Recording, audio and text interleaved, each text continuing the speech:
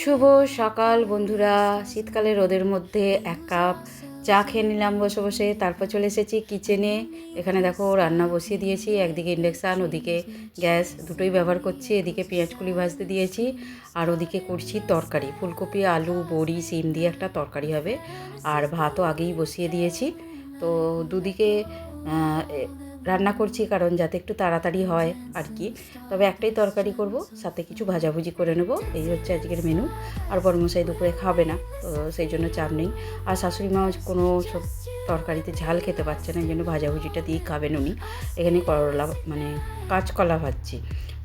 পেঁয়াজকলি ভাজা হয়ে গেলে কাঁচকলা ভাজছি। আর এখানে দেখো সমস্ত সবজি তরকারি ভেজে নিয়ে একটু লবণ হলুদ দিয়ে আগে সেদ্ধ করে নিচ্ছি।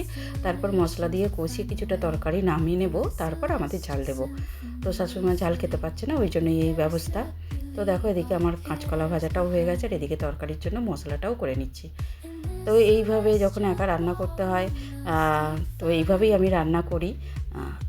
দুটো গ্যাস এখানে আছে, মানে দুটো ওভেন এখানে আছে, আর ওইখানে ইন্ডাকশানটা জ্বালিয়ে দিই। তাহলে কি হয়, আমার খুব তাড়াতাড়ি হয় আর কি, সুবিধাও হয়। আর এখানে দেখো হিমচে শাক আছে, যেটা আগের দিন সেদ্ধ হয়েছিল, আলু ভাতে দিয়ে মুলে খেয়েছিল শাশুড়ি মার বড়মশাই। কিন্তু আজকে ওই শাকটা দিয়ে একটা বড়া ভাজা হচ্ছে। কিছুটা পেঁয়াজ ছাড়া তুলে নেওয়া হয়েছে শাশুড়িমার জন্য, আর কিছুটা তারপরে পেঁয়াজ লঙ্কা দিয়ে ভাজা হবে।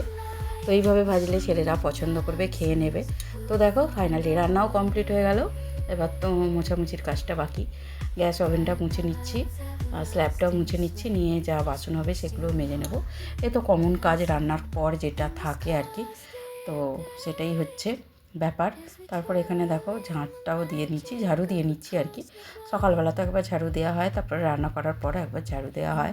তবে মোছামুছিটা প্রতিদিন করতে পারি না, বৃহস্পতিবার তো মুছি, পরে যেদিন যেমন সময় হয়। তো ওখানে কাচাকুচি কিছুটা করে নিয়ে স্নান করেছি। আর এখানে দেখো গায়ে হলুদ করতে এসেছি আর কি, মানে গায়ে হলুদ করার পর যে স্নান করতে আসে না বরকে নিয়ে বা ছেলেকে নিয়ে, সেটাই এসেছে। আজকে আমার বড়মশাইয়ের বন্ধুর ছেলের বিয়ে। দেখো এখানে সবাই হলুদ শাড়ি আর হলুদ পাঞ্জাবি পরেছে, মানে ছেলেরা পাঞ্জাবি পরেছে, মেয়েরা শাড়ি পরেছে। তো বাড়ির কাছে এসেছিলো, বড়মশাইকে বললাম একটু ভিডিও তুলে দিতে।